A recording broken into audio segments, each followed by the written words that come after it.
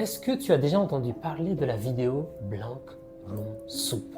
Certains disent que c'est la vidéo la plus perturbante d'Internet. Mais personne ne sait vraiment ce qui s'est passé.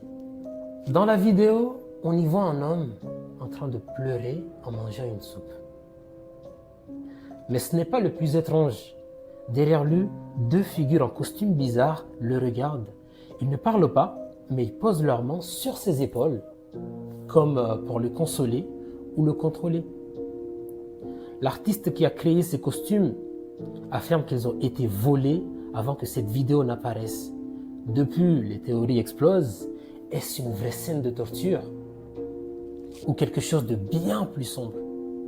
Certaines pensent même qu'il a été forcé à manger des restes.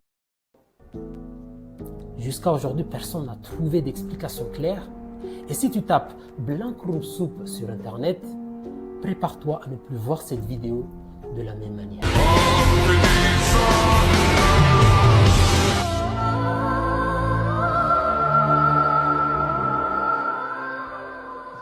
Pour ceux qui ne savent pas, je vais vous raconter l'histoire. Lorraine Warren, c'est une célèbre médium qui a inspiré The Conjuring et d'autres films.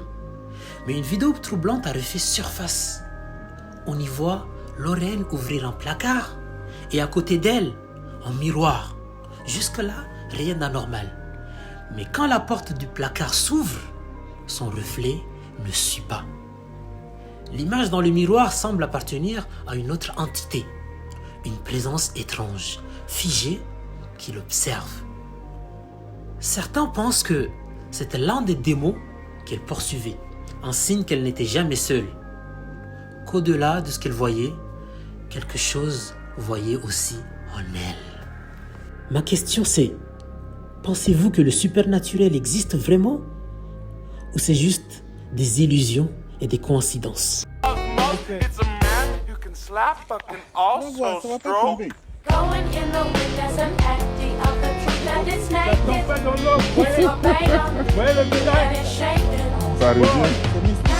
qui ne savent pas, je vais vous raconter l'histoire.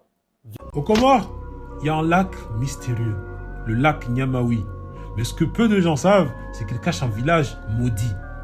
Il y a longtemps, un village était là, rempli de gens riches mais égoïstes. Un jour, un étranger affamé arrive et demande de l'eau. Mais personne ne l'aide, sauf une vieille femme pauvre. L'étranger regarde la femme et lui dit « Pars ce soir et ne te retourne pas ». La nuit tombe, une pluie diluvienne s'abat, le sol tremble, une énorme vague engloutit tout le village.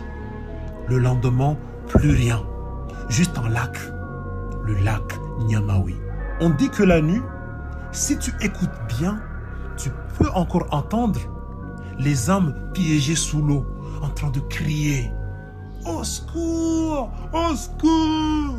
Au secours, aidez-nous » Ma question c'est, est-ce que vous croyez aux malédictions?